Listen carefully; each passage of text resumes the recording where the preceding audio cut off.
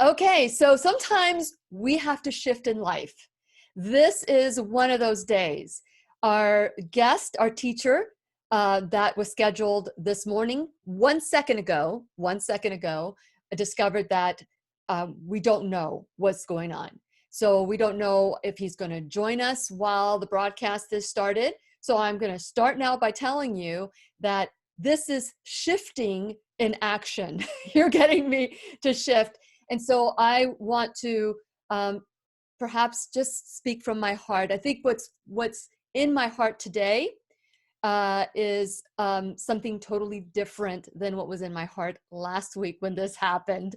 I had 5 minutes that time, but this time I had 1 second. So any minute I'm going to either hear that Dr. Jaffe is going to be on or not.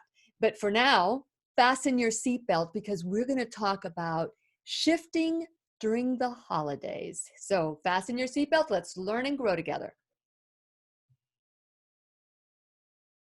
The Lillian McDermott Show.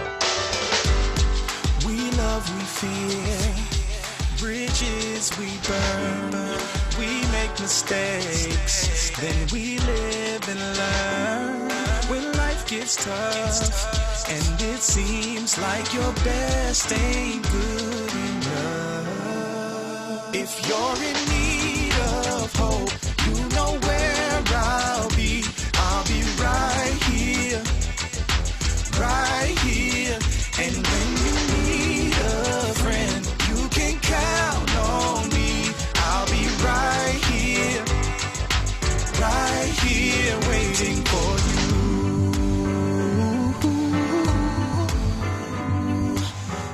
you. This is the place you can always turn to when you need a friend. The Lillian McDermott Show. To reach out to Lillian, visit her on the web at whenyouneedafriend.com. Now let's all learn together. Here's Lillian McDermott. Hello, my listening and my viewing friends. It's so nice we can meet each other on the air on this beautiful, best day ever. And for those of you who are tuning in for the first time because you are wanting to see Dr. Jaffe, well, hopefully he'll be tuning in. But this is now going to be about shifting. You know, we don't know what we don't know. But please know this, I've been waiting for you. This is a safe place where you can go to when you need a friend. It is my commitment to provide alternative ways to heal, and it is my mission to make awareness, responsibility, and truth a part of our everyday life. And I hope you, my listening, as well as my viewing friends on Facebook.com/Lillian's radio show, will feel empowered to embrace a new truth and live the life of your dreams. Now, all of us are in a situation worldwide, never, ever, ever in history has the whole world so united with one commonality, which was we're all in lockdown. We're all looking at this COVID-19 coronavirus that many say is the common cold, that many say is the common flu. And that less people are dying today, according to the numbers, than last year at this time of just natural causes. Something is going on. There is a great shift. What is that shift? Fortunately, or maybe unfortunately, it is during a holy holiday. We're about to enter Good Friday. Passover has begun. There's just so much that's going on. And this morning, a huge shift for me, preparing for Dr. Jaffe, who is world-renowned when it comes to testing. So the topic today was going to be about how reliable is testing? What is the testing telling us for this COVID-19 or any testing? How can we use testing as a roadmap? That was going to be the class I prepared for today, the questions I prepared for today. But there is a higher plan. There is a greater plan out there. And I need you more than ever today to send love, to tell me where you're from, to tell me where you're listening from. Tell me what your situation is now. Many of us are hurting. Many of us are hurting. And because of that, there's great fear. And fear is not of God. Fear is used to manipulate the people. I have no idea what is beyond this COVID-19, or do we? Have we all gotten to the place? Have we woken up? Have we woken up and said, there's more to this than meets the eye? What is it? But you know what? We've got to be smarter than watching the mainstream media. We've got to be smarter than that. We've got to look between and find and get out of the box. For those of you who are watching today, the teacher's pet, are you sitting in the front row? Have you awakened? Are you ready for a new truth? Sometimes we enter into new truths, whether it's a new lifestyle change or a new relationship or walking away from toxicity. We enter into it because of a diagnosis. Well, the world has received a diagnosis called COVID-19. And for the last month, that's probably mostly all we've talked about in the classroom. But it isn't about, the fear of COVID-19 or the coronavirus. It's been about building our immune system. Building. And thank you so much, Ebony, for responding. And Norm, thank you so much for letting me know that you're in the front row today. You're in the front row of the classroom. And I know there's a lot of you watching now that you're also there. Step up. Let me see you.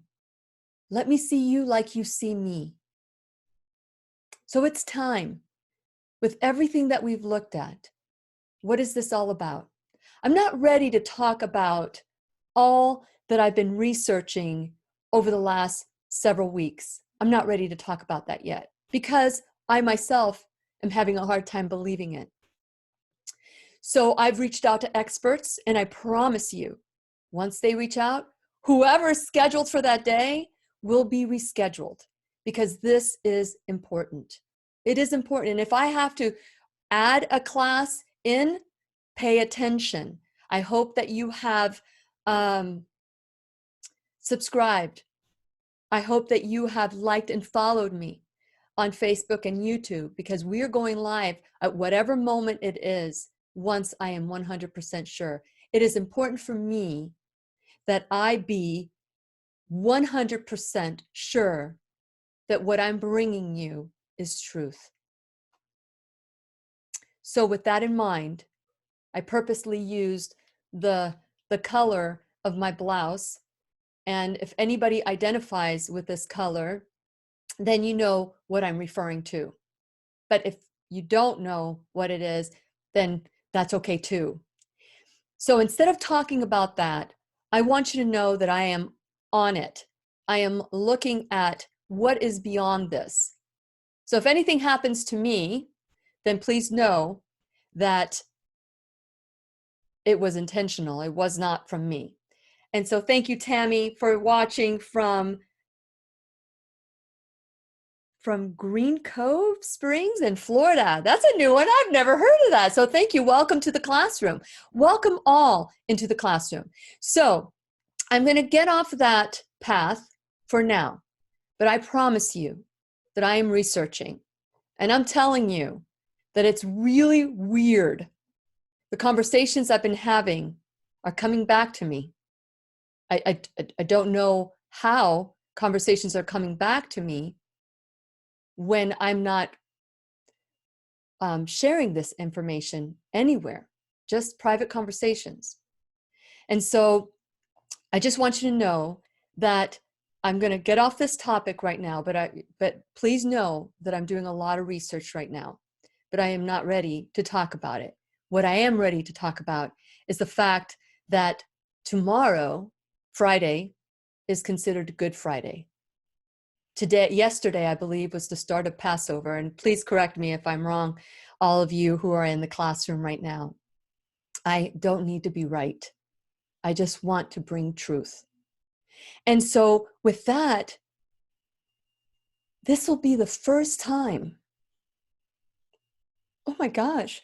And it is the first time I've acknowledged this to myself, that I will spend a holiday without my family, without my children, without my parents, my elderly parents, my mom who has dementia. This will be the first time. So what you're seeing right now is me shifting. There's a lot that I cannot share right now. But I will tell you this. We are all grieving. This is not accidental. This is by design. And I hope that we wake up and we realize that we are one. We are one people. And we need each other. I'm so sorry. This is the first time I've been able to stop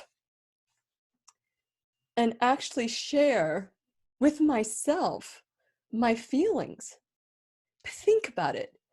This is the first time that we will spend a holiday without our children, with our family, with our friends, without our tribe. How will you spend your holiday today?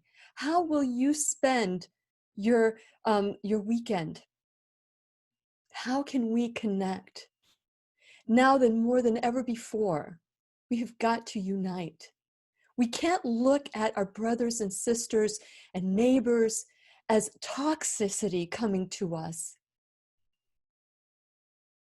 We cannot do that anymore. We can't look at our neighbor as oh, here comes a pile of germs. We've got to look beyond that.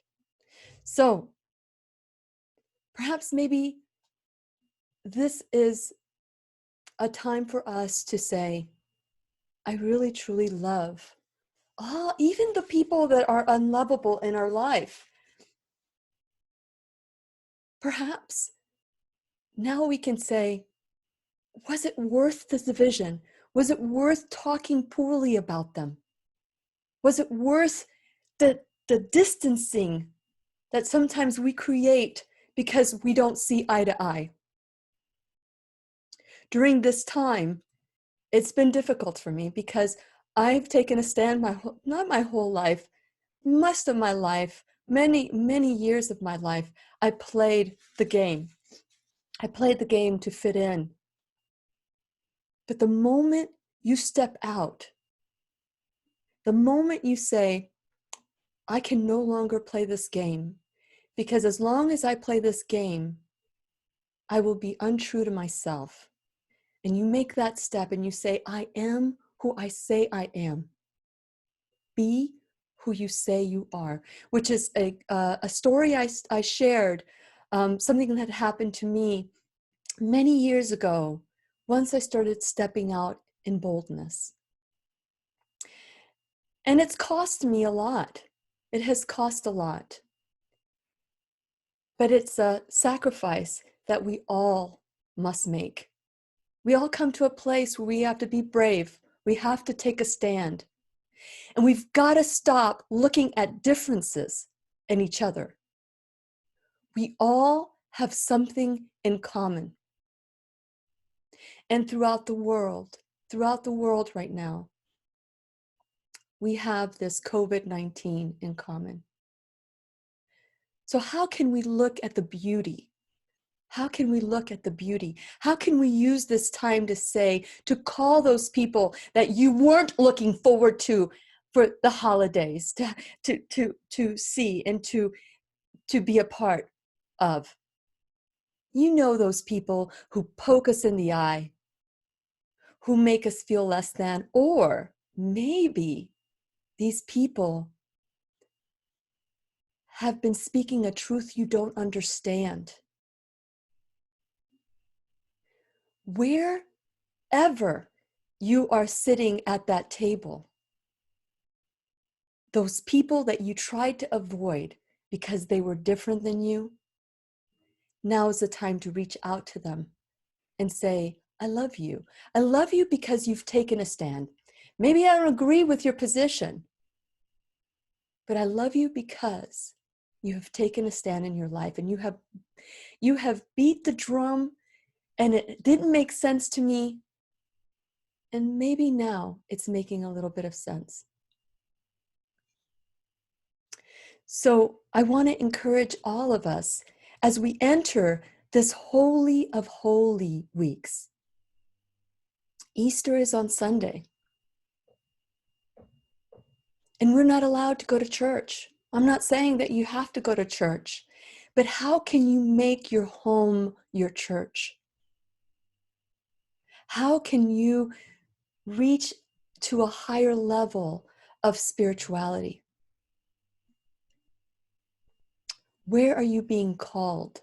I'm not talking about your religion, but where is your Creator calling you? What is your Creator calling you to do that might be a little uncomfortable? So I would say that person that you were not looking forward to in the holidays because maybe they beat a different drum. Maybe now is the time to reach out to them and just get to know them. Get to know them and talk to them until you find something in common, and then reminisce within that commonality. Can you do that?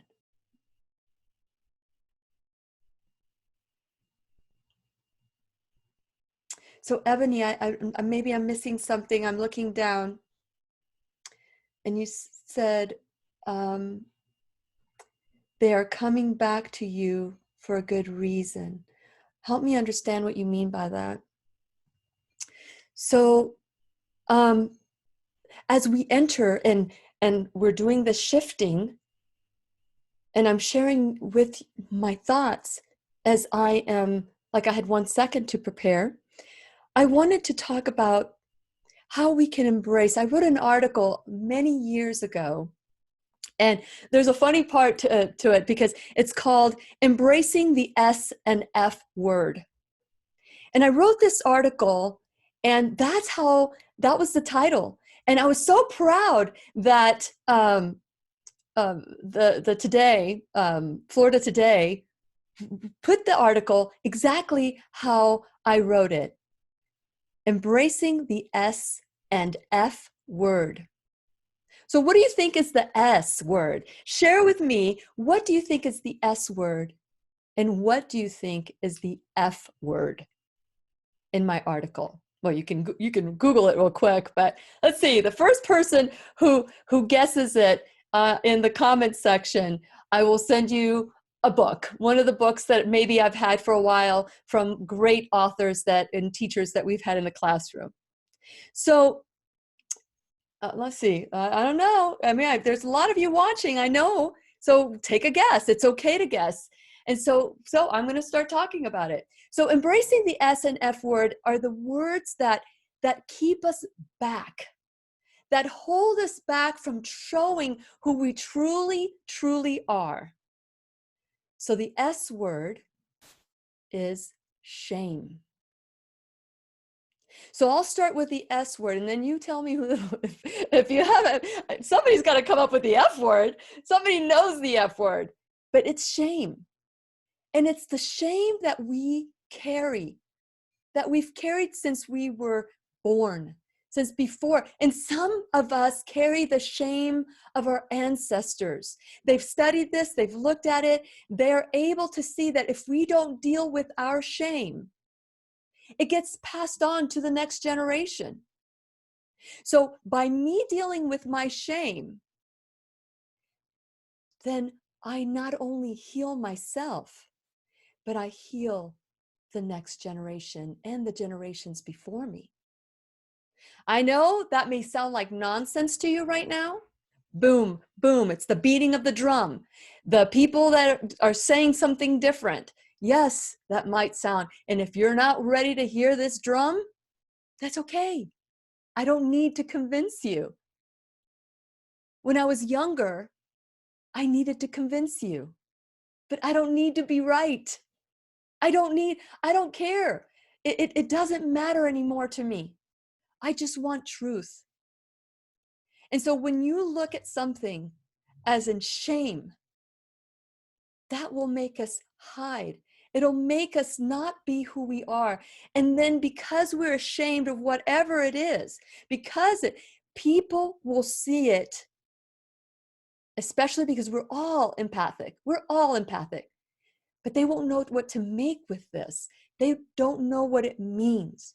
So they create a story about you, a story that they will believe is true. So what are you ashamed of today? What is the shame that you carry that you don't want people to see?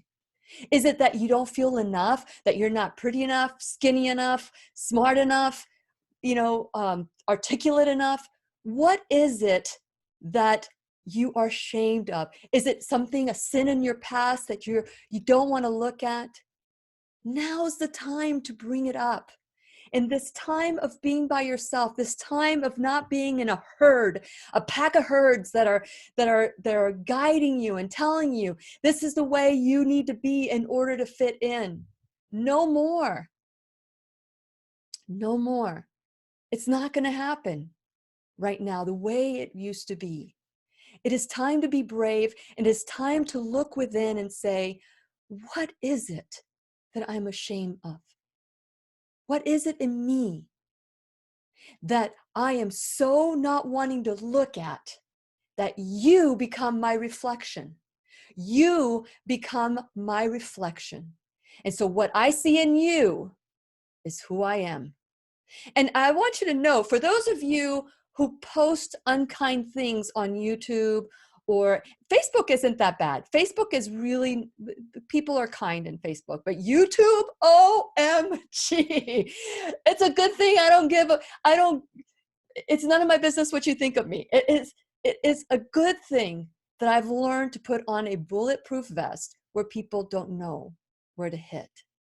You can say whatever you want, but when I read it, I feel sorry for you. I have compassion for you. So I'll either ignore it or maybe even delete it if it's disrespectful. Because what you see in me is who you are. And what I see in you, mirror, mirror on the wall, who's the shamest of them all? I will see your shame, just like you will see my shame. But that's got to stop. That's got to stop. But how? Any ideas? Any ideas, anyone? Help me. Share. Take a stand. What is the shame you want to get rid of today? So what? So what? Something happened in your life a long time ago. That's the past. Learn from it. Grow from it. Create something new. Invent yourself. Reinvent yourself. And reinvent yourself again. I own a marketing company that has been reinvented so many times. I am 56 years old, going to be 57 in May, on the anniversary of this classroom. And I often said, and I said this to my brother last night, that this classroom has saved me. Has saved me. It's allowed me to see that it doesn't matter who's right. What matters is truth. But how do you discover that truth? How do you discover the truth? You must look at both sides. You must research it. I have a lot of lawyer friends. When I first started my company, Lillian and McDermott and Associates, the LMM, which is Lillian Medina McDermott, that's my initials. We used it as legal medical marketing. That's how it started. I was working with attorneys. I was working with doctors. And one thing I learned from attorneys, well, I learned a lot of things from attorneys, but one thing I learned is that when an attorney goes to law school, and I believe it's the first year, they have to passionately argue both sides of a situation. So they have to argue why you're innocent, and they have to argue why you're guilty. It doesn't matter what it is. You have to passionately, but that's how you should look at truth. Passionately look at both sides. I don't know if that makes any sense, And I need to hear from you. I don't see any, so if I don't address what you're saying, please do it again, because I'm not getting, I may not get it, I may not see it. So with that in mind, because we are seeing in each other, because we are seeing the shame of that we carry, now is a time to say, okay, it's time to stop. I no longer choose this for myself. I no longer wish to live with the shame that I am seeing in the world, but it's really within me. It is time to say, done. So no one has asked me, or no one has shared what they think of the F word. What's the F word? So to me, the F word is a must. And I must say before I tell you the F word, after I did a class with Tim Walters of Florida Today, after they edited this article, and we were talking about the S and F word, and I had not shared with my producer at the time. This is when I was on radio. I had not shared with my producer. Okay, let's see. Is the word failure? That's a good guess, but it's not. Thank you so much, Tammy, for guessing. But it's not. But that's okay. It could be. It could be. Anybody else? What is your guess, Victoria? Thank you for sitting in the front row, Tammy and Victoria and Marlene and Brooke and Ebony and let's see who else. Norm. Thank you so much for being in the classroom today. The only way I can see you is if you show yourself and take a stand. But guess again, because we're coming close to it. And so I must say that after we had this discussion, and the producer could never guess, he didn't guess the S word, which was shame, and the F word, didn't guess the F word either.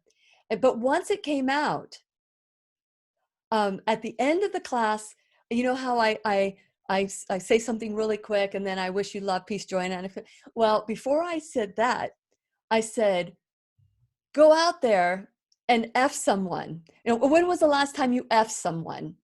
And I used the F terminology for the article, and we had already discussed what the F word was, but oh boy, that was probably the first time. I didn't know, I was speechless after. But the F word, let's see. You got it, Carla. You got it. The F word is forgiveness.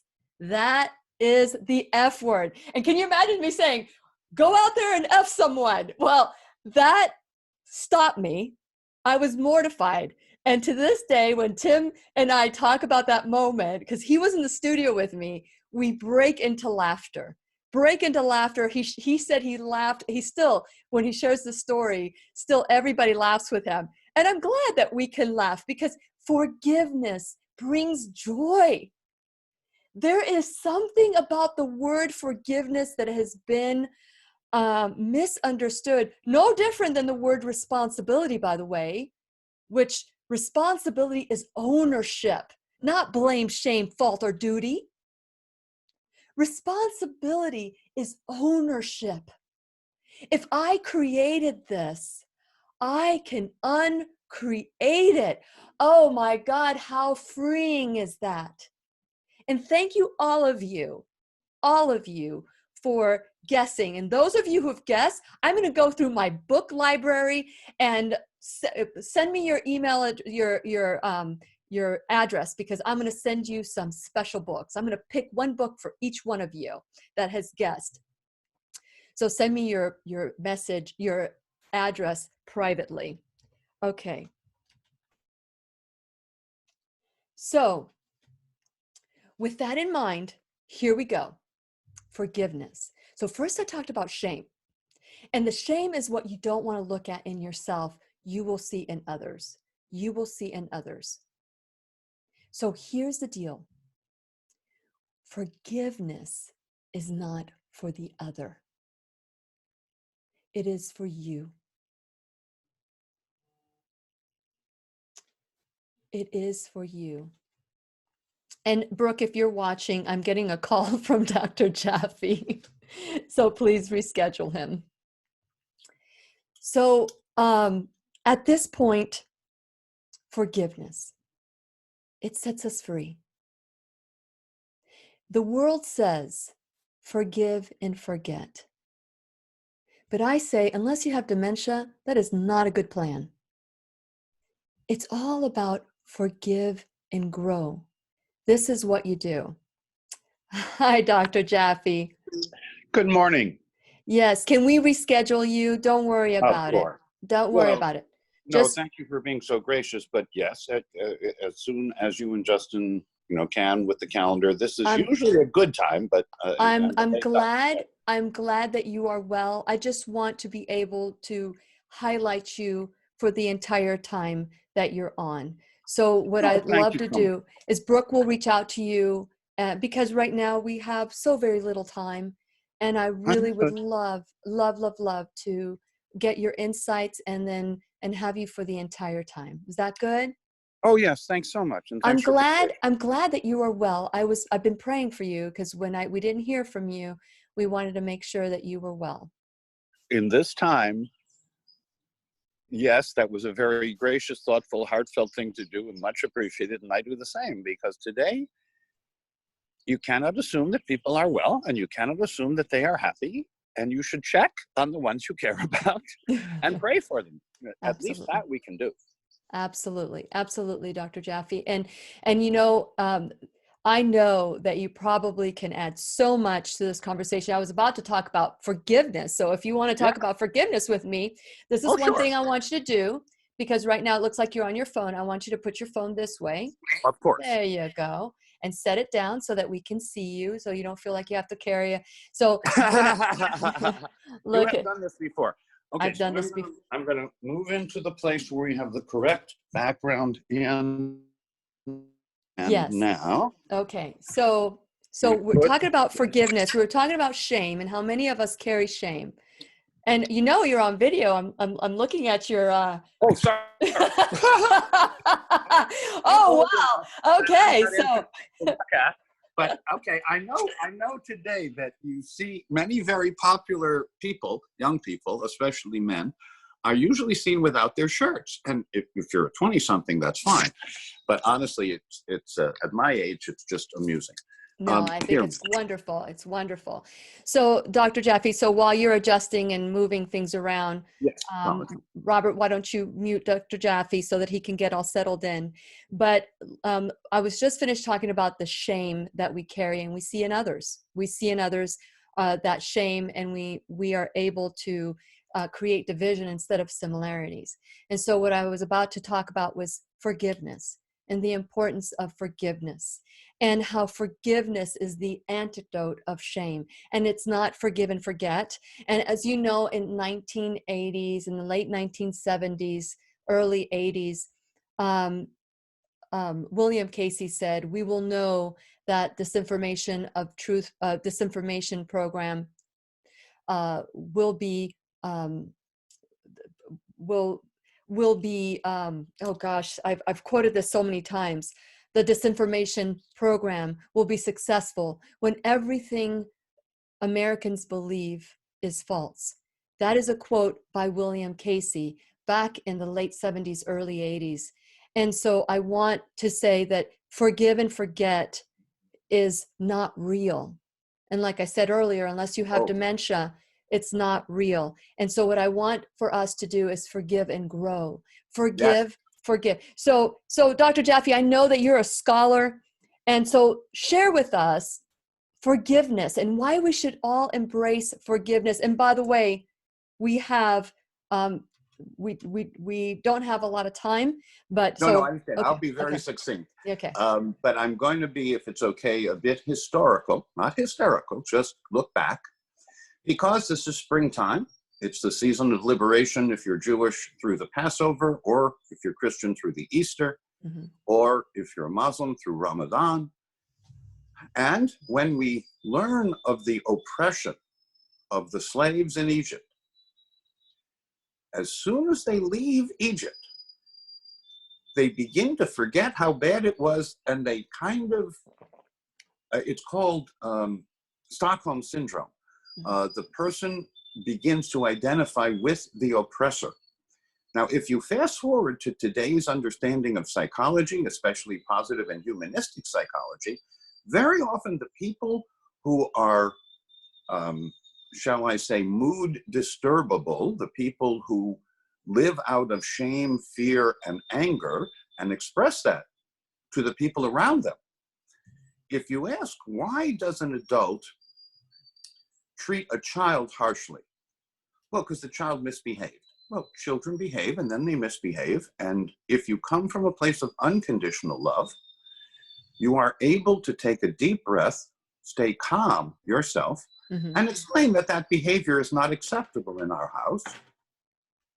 And children respond. They respond to love, but they also need to be touched. They need to be touched physically. They need to be touched emotionally. They need to be touched intellectually.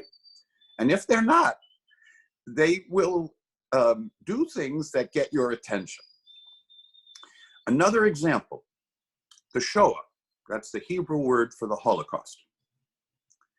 What I was taught as a child was never again, don't forget, but don't look over your shoulder and see the equivalent of a Nazi.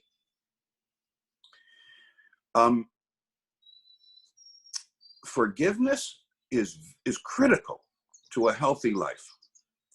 And forgiveness means remembering without emotion. To me, it's a simple definition, but a way of understanding forgiveness is I can forgive my oppressor. I can forgive the person who has harmed me while remembering the experience, hopefully learning from it, as you suggest, so that going forward, we are less likely to be in that same afflictive state. That's a Buddhist word, which I happen to like. I don't like diagnosis much, even though I am a diagnostician, because very often an individual, a human being, who needs forgiveness and good care is relieved when I explain that they don't quite fit the definition of that specific condition. And in fact, half a century into clinical medicine, I'm not sure exactly what their diagnosis is, but we can deal with them as an individual. We can look at their needs, nutritional, environmental, attitudinal, physical.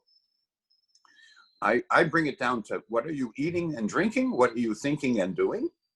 And at each of those four critical pillars, forgiveness is implicit. Forgiveness means I'm no longer at the mercy of what either harmed or caused me to fear.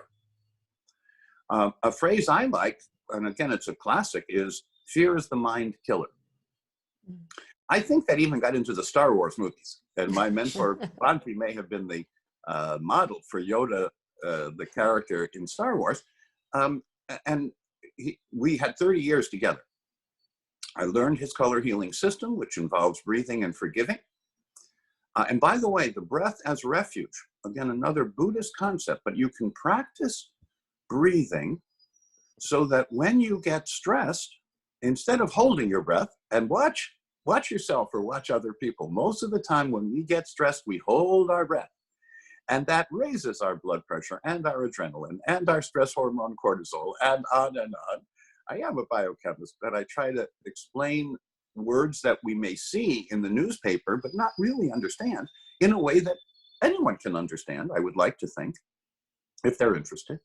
And so forgiveness, one of the most important aspects of being human.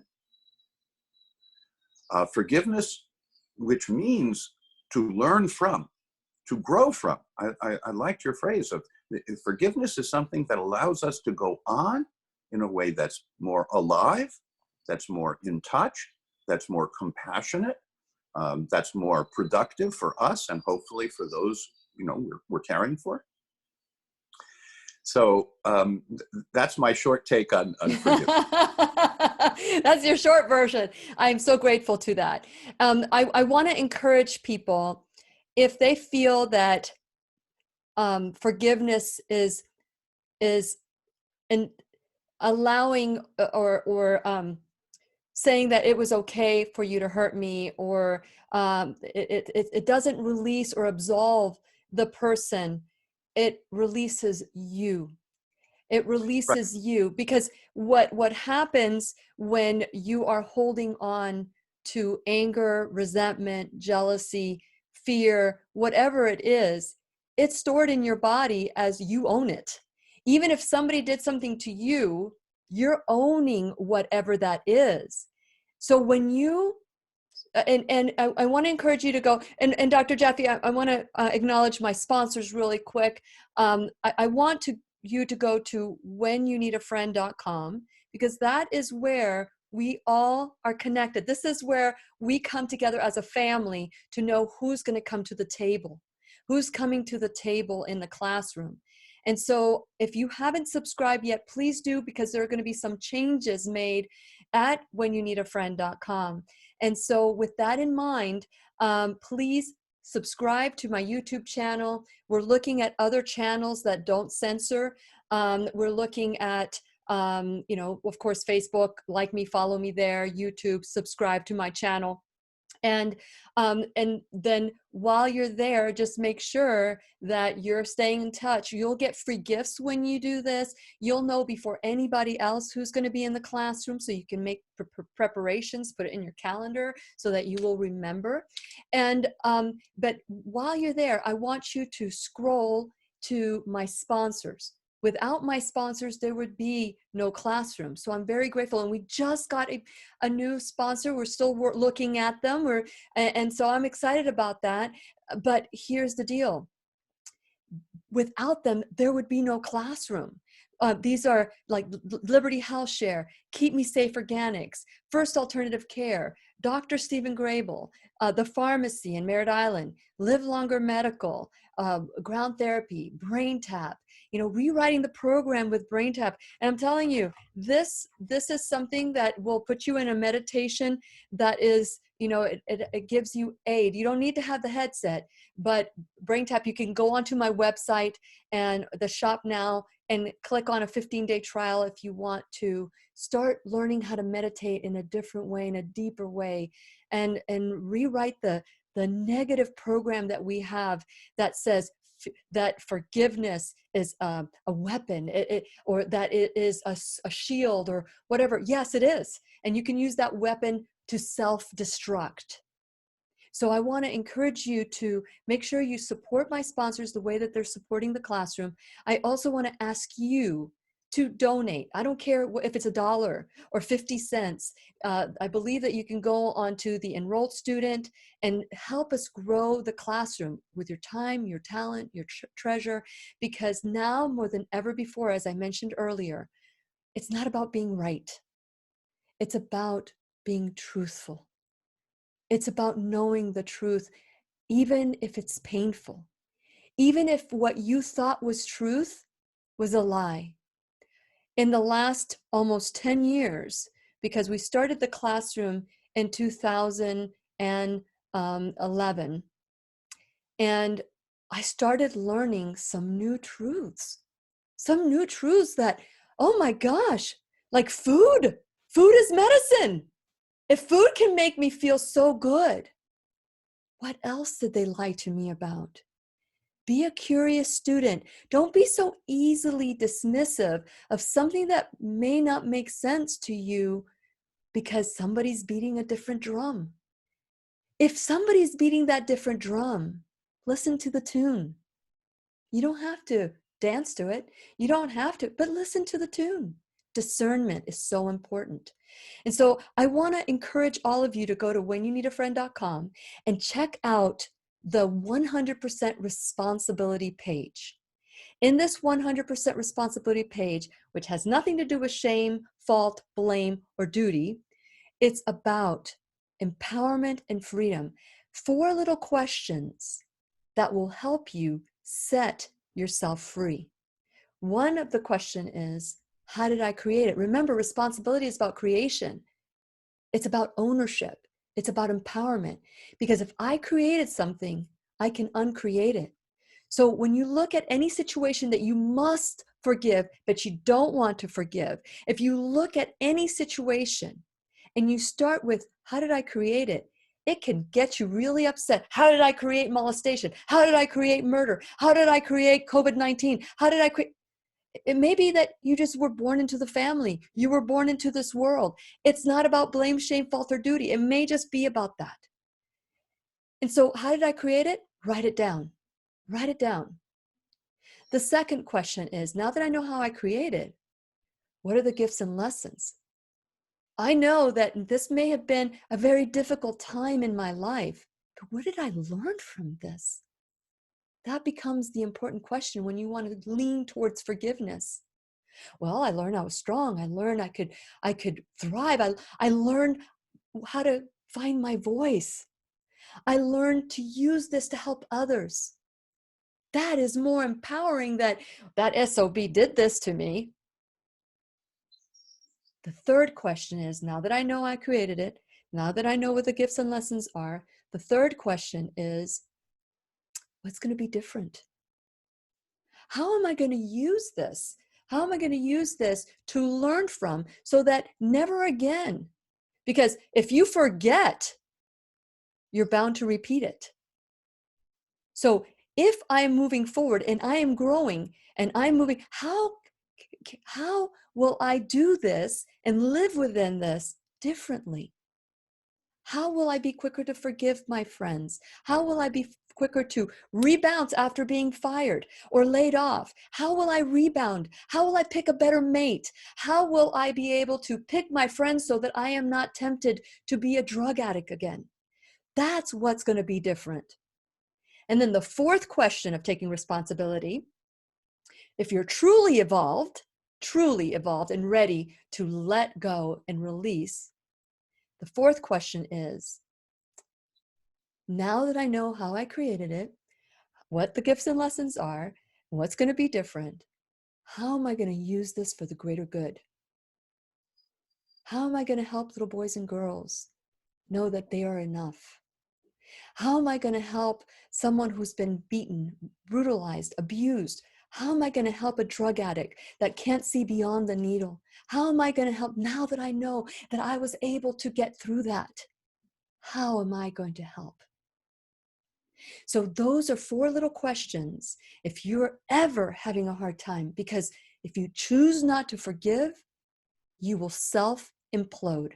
And those are the people that will go eventually to Dr. Jaffe and say, Dr. Jaffe, my back hurts, my neck hurts, I've got cancer, I don't know what's wrong with me. And then Dr. Jaffe goes, compassionately and lovingly, let me help you. Because you know the truth, right, Dr. Jaffe? Well, I, for many decades, was a person that you were just describing. So I learned in my family how to relive the trauma in ways that made it worse. And then along the way, I discovered positive psychology, the Association for Humanistic Psychology, people like Gardner Murphy and Stanley Krippner, who became friends. Stan is still a friend. And what I learned is that the external events are outside of me. And a practice that I still do is to see myself as a being of light within a larger sphere of light.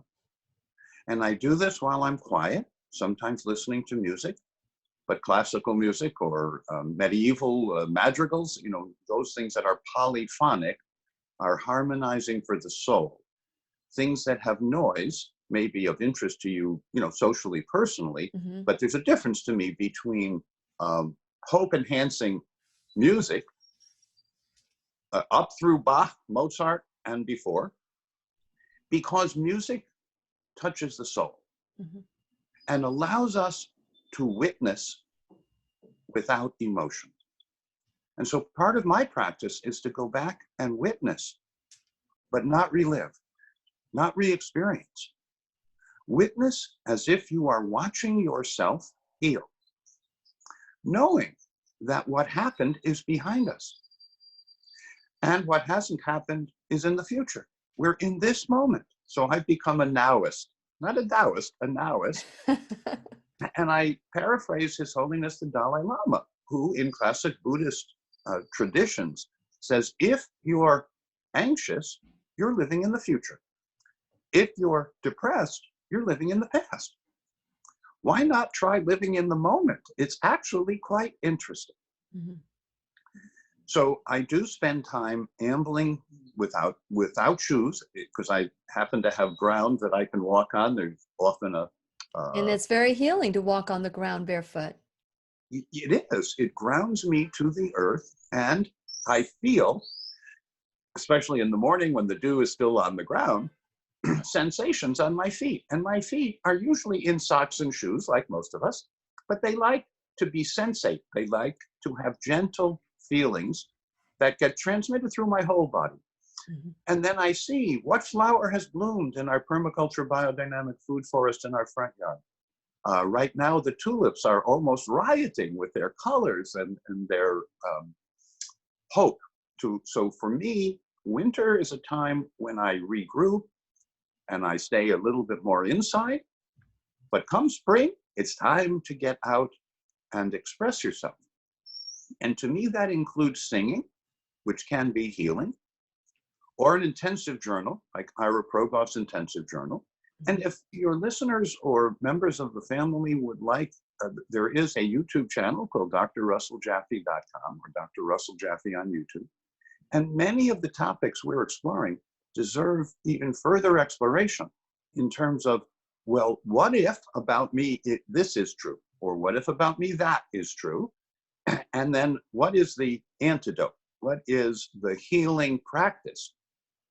So in my world now, I evoke human healing responses by identifying deficiencies, nutritional, attitudinal, environmental, or physical deficiencies, and then have a constructive plan. It's, of course, age appropriate, but it doesn't matter whether you're talking about a youngster, a teenager, more challenging in teen years, a young adult, a midlife adult.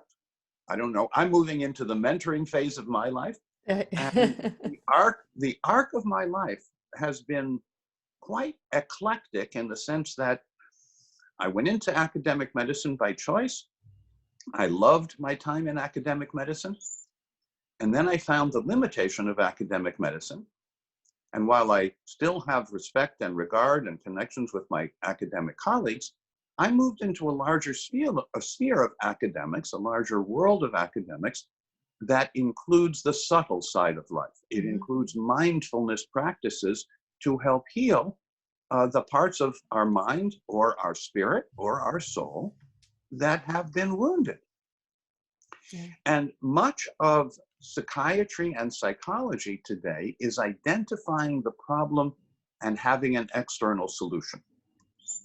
And Dr. Jaffe, I just want you to know, because you joined us, that we only have 2 minutes left in this broadcast and the podcast. And I want to say, let's continue the conversation after the podcast is done and after the classroom is done, for those who want to stick and get some more theology. Would that be okay, Dr.? Of course, Jaffe? Thank you. Okay, perfect. And thanks for being such a good host. Don't worry, we were praying for you. And so I want to encourage, for those of you who are listening on podcast right now, please know that the class continues after we say goodbye. And so you can join us at facebook.com/Lillian's radio show. I want all of you to tag somebody, to like somebody, to make sure you invite them into the classroom so that we can continue these conversations that are not heard on television, and how to build your immune system and how to forgive somebody, because that is an art that maybe was not handed down to you. It's a lesson that may not have been handed down to you. So perhaps maybe we didn't need to talk about testing, and maybe we just need to talk about testing our spirit, our soul. And that was what needed to happen. And you know what? If you think you're in control, tell God your plans and make them laugh, because the plan, like I said to you at the beginning of the broadcast instead of the broadcast, was that you're going to see me shift. You're going to see me in like 1 second completely change what I had planned for today, and acknowledge to you that we are one. We need each other. So in this holiest of holy weeks, make sure you reach out to those, especially the ones that poke you in the eye and beat a different drum. Please remember, we'll be right here. We're going to be talking with Dr. Jaffe after the classroom. Please remember that this is the way you start forgiving. You wish others love, peace, joy, and unexpected abundance. Make it the best day ever.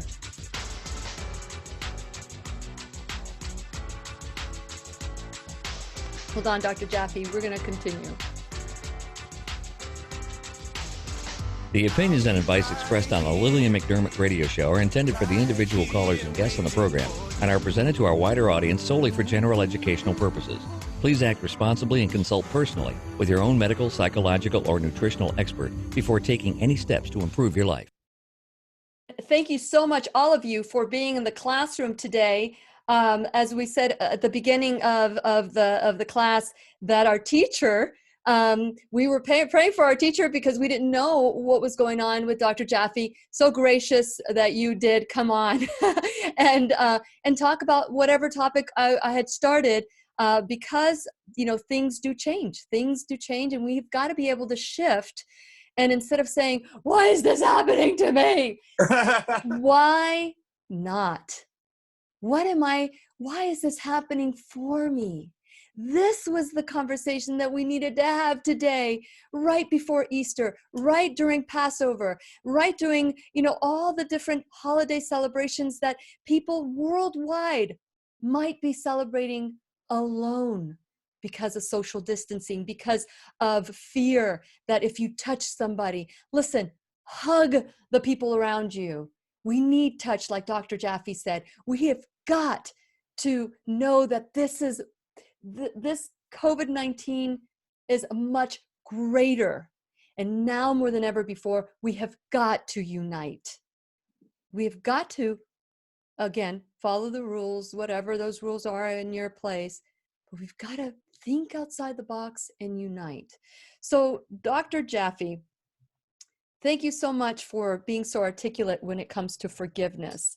And so I want to maybe start this conversation of, okay, I refuse to forgive. I refuse to forgive because I will not forget. And someone I love said that to me. I will never forget. No. She said, I want to forget. I don't want to deal with it. I just want to forget it. And I said, you know what? That sounds like dementia. That is what made me think that people that do the forgive and forget, that is dementia. We want to remember, but as Dr. Jaffe said, we want to remember it without the emotion that brings us back to that moment time and time. Like Dr. Jaffe said, reliving the injury. So I want to share my tip. And Dr. Jaffe, I want you to share your tip, and that'll be our little teacher's pet conference after the class. So there have been times where I know that I've been hurt, whether it was intentional or not intentional. And I feel not just bad, but I also feel bad because I'm holding on to that resentment. I not that somebody just maybe purposely did something to me or maybe unintentionally did something to me, but what my thoughts are of what happened are worse when I relive it over and over and over again, because my body starts responding to that as if it's happening at that moment, every day, every hour, every minute. So because I know that, and when I say to you, this classroom has saved me, and I interviewed Bruce Lipton and I learned the power of our thoughts, and I learned from other healers and other teachers in the classroom that these thoughts are stored in our body and our healing centers in our body, and they've got it down to a science. I needed to release it. I knew that even though I didn't want to forgive that person because of what I've learned, the programming in the past, which is if you forgive somebody, you're basically saying, you didn't do anything wrong to me and I absolve you. You didn't do anything wrong. No, that is called the mixed up between trust and forgiveness. Just because you forgive someone doesn't mean you let them back into your life to hurt you again. It means you can love them from afar. But how do you love somebody from afar? So that was my lesson. How do I forgive someone that I felt was intentionally hurting me? And once I started, I've never gone through, I've never experienced depression. I've experienced sadness, great sadness, but not depression, because we've taken the word sadness and turned it into a diagnosis. And as Dr. Jaffe was saying, what was the word that you used, Dr. Jaffe? Well, I would like to continue with what you were raising. Yeah. Okay. So let me just finish. Let me just finish then. Okay, perfect. So what I'm saying is, because I realized that within me, I was beginning to feel some things in my body. My body started hurting. Asthma. The asthma, is worse, and all the things that were happening to my body. I stopped and I said, I have got to release this from my body, and I have got to be who I am, who I say I am. And this was before the classroom. No, I had already started the classroom. Yes. And so I started to pray about discernment and how I need to forgive. So what I learned was that what you wish onto others will come back to you. So if I wish harm to somebody, that harm will come back to me. But if I wish love, peace, joy, unexpected abundance, and wish them well, success, all those things, and that's where my closing is, that no one is worth me holding on to resentment. No one is worth me holding on lack of forgiveness. No one is going to do that to my body. I give no permission for lack of forgiveness for anybody. No one has permission to destroy my DNA because I choose not to forgive. So forgiveness became a journey for me. And every time I thought of that individual, I wished them love, peace, joy, and unexpected abundance. I kid you not. Those are the words I always use at the end of my closing of my show, of the classroom. And at the time it was a show, now it's a classroom. And so with that in mind, at first it was like, I wish them well, with peace. And it was very uncomfortable to me. But then I started feeling it for myself. I started feeling that love, that abundance, that joy, because I chose me. I chose to free myself of the toxicity that is in lack of forgiveness. And so then something beautiful happened. I met with that person. That person was hiding from me. That person tried to avoid me. But then what happened was I found that person. I was ready. I was ready to tell that person I loved them.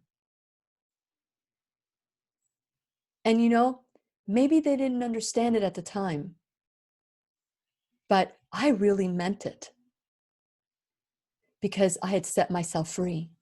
Maybe it was easy for me to start picturing that person as a child. And maybe what happened to that person as a child, to have compassion for that person.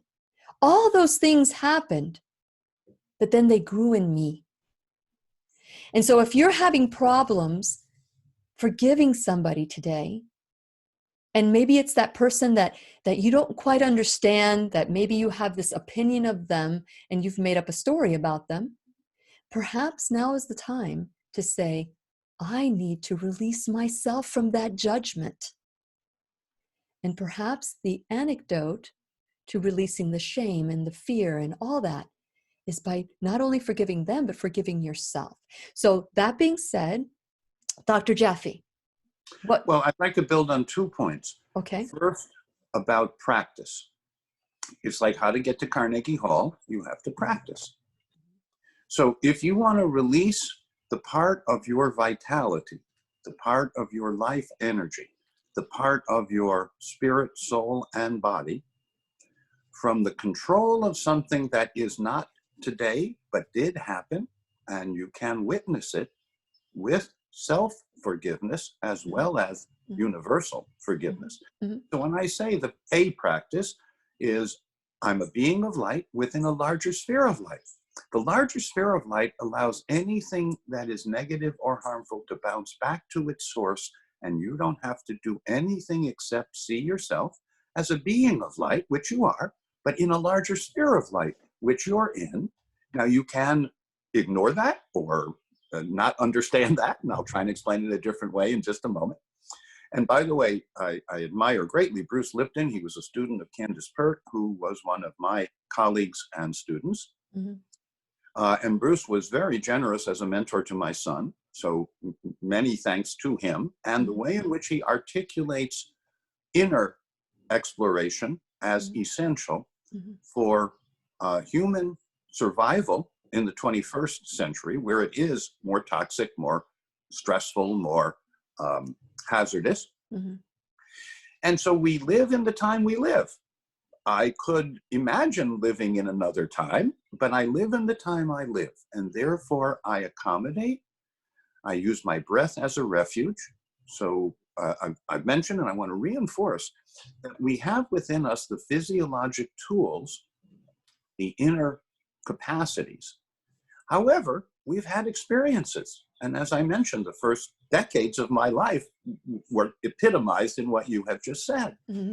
And then I realized not only was I causing harm or affliction or suffering to others, but to myself as well. So I wanted to be as liberated inside as possible, while also being a professional and living a productive life, a meaningful moment-to-moment life, where other people would see in me an example of how they too could be healthier and wiser. I leave out the wealthy part because I'm not a good wealth advisor, but I am a good health, etc. advisor. You mean there's something you're not good at? Oh, I can tell you a long list of things that I know I'm not good at. I have been very fortunate in my life to find people. And basically the deal is the following. I don't practice what they're really good at, and they help me with that. And they don't practice medicine and science, and they call me because that's not their and that's why we all need each other. Exactly. Go ahead, doctor. But for example, because I was touch deprived as a child, I found body work, Feldenkrais system, Traeger mentastics or Traeger system, like Roger Toll and Dean Juhan. Dean Juhan wrote a very interesting book called Job's Body about why we have pain and how to physically and emotionally let go. Then he wrote a book called The Spiritual Aspects of Body Work for the Body Workers, because Roger Toll, who is my personal Traeger practitioner, tells me that he gets as much out of doing a session as the person who receives the session. And I think that is a very good principle in life. If you can, quote, pay it forward, I think that was a phrase from a movie at one time, and I do. I live much of my life paying it forward because, like the metaphor of Johnny Appleseed, I encourage people to think and act differently, and then I have no connection to the outcome. I've even had people come back to me and say, you know, when you said such and such to me 10, 15, 20 years ago, I was really unhappy with you. And now I'm coming back to say, I really want to thank you. Now, that doesn't happen a lot, but it's very soul satisfying, emotionally satisfying when it does happen. You may know, Lillian, that I went to debunk what I now do. So I went to debunk Chinese medicine and acupuncture and did a 7-year apprenticeship. I went to debunk Ayurveda and yoga and had 5 years with Ramamurti Mishra and then became his doctor. I had 30 years with Bhante Dharmawara, a most remarkable monk, Buddhist monk, who was truly universal. And I believe we have the extraordinary opportunity today in the 21st century to dip into healing or dip into sickening. We can relive the traumas because we want to forget, but we can't forgive. Well, I learned how to forgive because forgiveness is, as you point out correctly, an inner commitment and practice. Then we move on to how in your daily life do you want to reduce the chance of accumulating more stress excess, more cortisol, stress hormone, more adrenaline than you need. Many, many people today are using our PIH viral risk reduction protocol that starts with 3 suggestions. Number 1, eat what you can digest, assimilate, and eliminate without immune burden. Number 2, stay hydrated. If you're peeing every 2 hours while awake, you're taking in enough water and herbal beverages. If you're peeing less than that, take in more. Or another metaphor, put a carafe in front of you with water in it and a cup. If the cup is full, drink it. If the cup is empty, fill it. Repeat. So we have tried over the years to our universal messages of help and hope into aphorisms, into little memes, little sets of words that are constructive. And yes, words have power. Words have meaning. If you use harsh words, you will be afflicted. I can't speak for the other person, but it will harm you.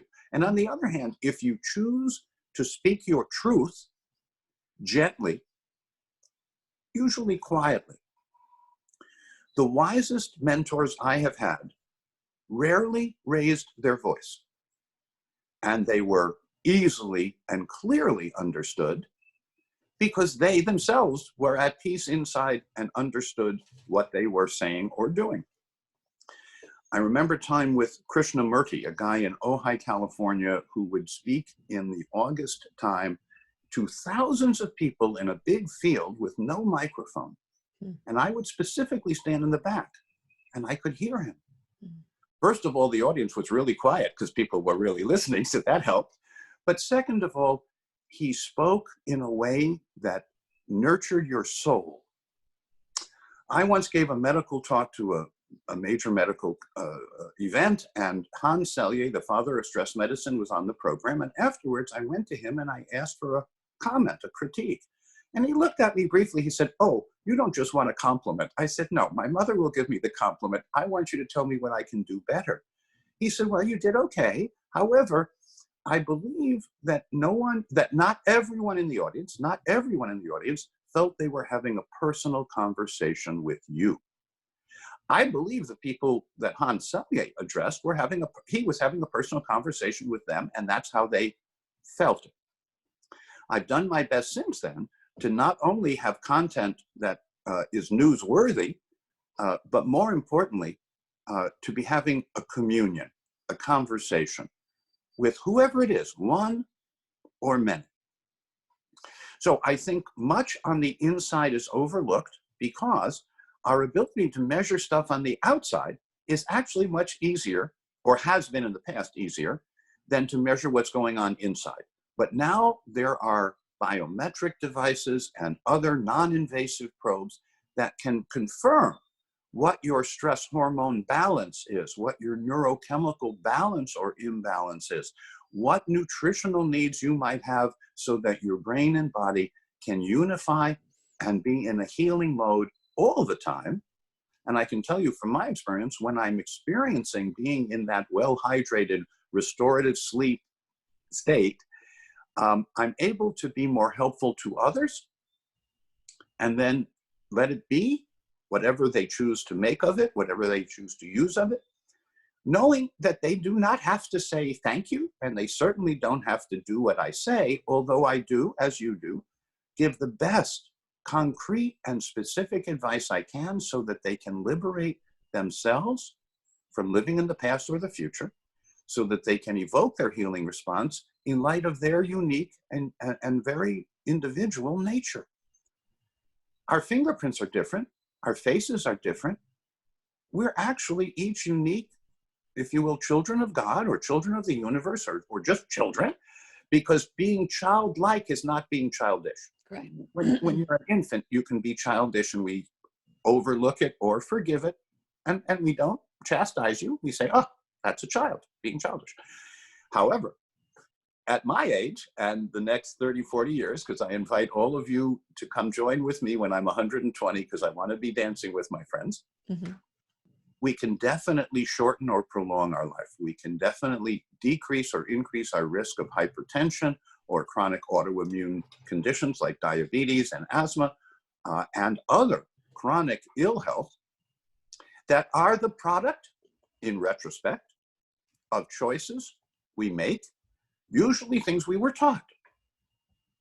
So in my home, we have lots of whole foods, and we have very little that comes in packages, almost nothing that comes in cans, but we have lots of fresh herbs and seeds and spices, and we have salads with edible flours, but without dressing, because edible oils turn out to be less helpful, shall I say, to be polite, whereas you get plenty of fat if you have a whole foods diet.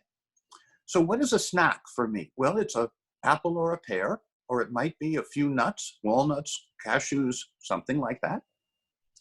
And if you chew it, if you follow the metaphor of drinking your solids and chewing your liquids, you'll have better digestion. And just to quickly review, digestion begins with your eyes. What you see tells your brain to tell the gut nervous system what foods are coming in. And then if you have foods that need to be chewed, chew them until they're liquid and then swallow them. First of all, it's more interesting from a nutritional point of view, but more importantly, you have started the pre-digestive process with something called amylase from the mouth, the saliva. Then the stomach should have acid. And acid comes from histidine. Histidine is an amino acid. We get that from our food. But histidine in people who are either angry or still traumatized too often is converted to histamine. Histamine is an amplifying molecule. It's what causes hives and wheezes and itching and asthma and anaphylactic reactions. So if you need more histidine, we can help you get more histidine from diet and from smart supplementation. Now, digestive enzymes mostly come out in the small intestine from the pancreas with bicarbonate and abundance of enzymes. So people who have a weak digestion, either a lack of stomach acid or lack of digestive enzymes, need to be rehabilitated. That generally happens very quickly when you can forgive yourself and when you can take the right action. Your body is usually just waiting for you to come to the table, if you will, come to that behavior. And so it's not instant. There are some times when things seem to be instant, and I'm a scientist, I can observe that. Usually it's practicing. Usually it is choosing to live. For me, the demarcation was I could see that even though I was still relatively young and vigorous, I could see that I was losing, not gaining each year. And in my family, if you don't have multiple medical conditions by the time you're in midlife, you haven't been showing up at the table. We ate yummy food, but what I would say would be the opposite of what I now do. I think most of us are addicted to unhealthy foods and behaviors. And I use that word specifically. We've been conditioned into it. We don't believe there's any other choice. That's rather part of the definition of being an addict. And I want to free people from their addictions, not by judging them, but by showing them a path through which they and the people around them can feel and function better. It's called the spreading phenomenon in medical anthropology and in social biology. If you practice a healthier behavior, the people around you get healthier. And if you practice a health dissipative or an unhealthy behavior, the people around you get less healthy. Yes. So it's not just for myself, it's for the whole community. It's for the family, the extended family. And I'm now at a point where my practice is that everyone has become my mother, father, sister, brother, son, daughter. That's wonderful. Now, I have my biological children. I love them dearly. They're doing fine. My dear parents passed away. My dad in my arms. My mother because of a medical mistake, but not intentional. And I pray for them. And I sometimes feel them because I can get really quiet and try to feel the difference between mom, dad, and others. And I follow a life of joyful surrender. Mm. I'm no longer in charge. It's my life. I make the choices about what I eat and drink, think, and do.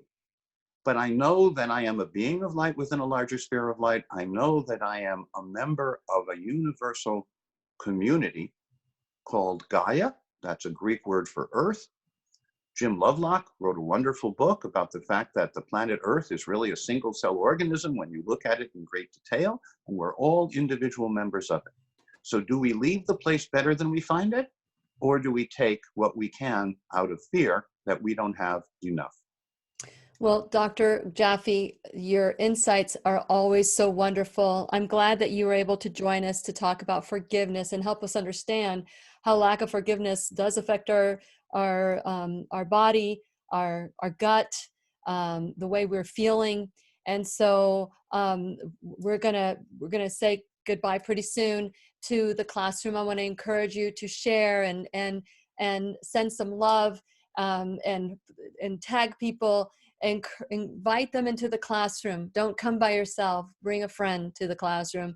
As you can see, we have lots of chairs available for everybody to join us. And so, Dr. Jaffe, thank you so much for joining us and sharing your thoughts on forgiveness. I hope that all of you, as you enter this Holy Week or already celebrating this Holy Week, that you will reach out to someone that perhaps maybe when you remember them in your heart, you get something in your gut that says, ugh.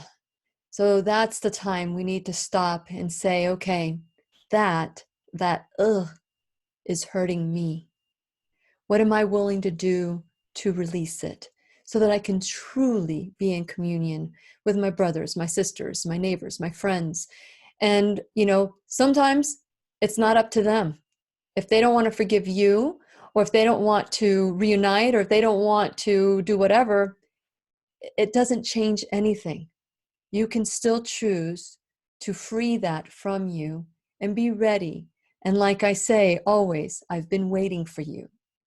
Those who see me or those who see you as beating a different drum or not being able to accept the fact that there's a difference of opinion has nothing to do with you. It has everything to do with them. Remember that word that I was saying, that shame or whatever it is, that they may not accept who you are.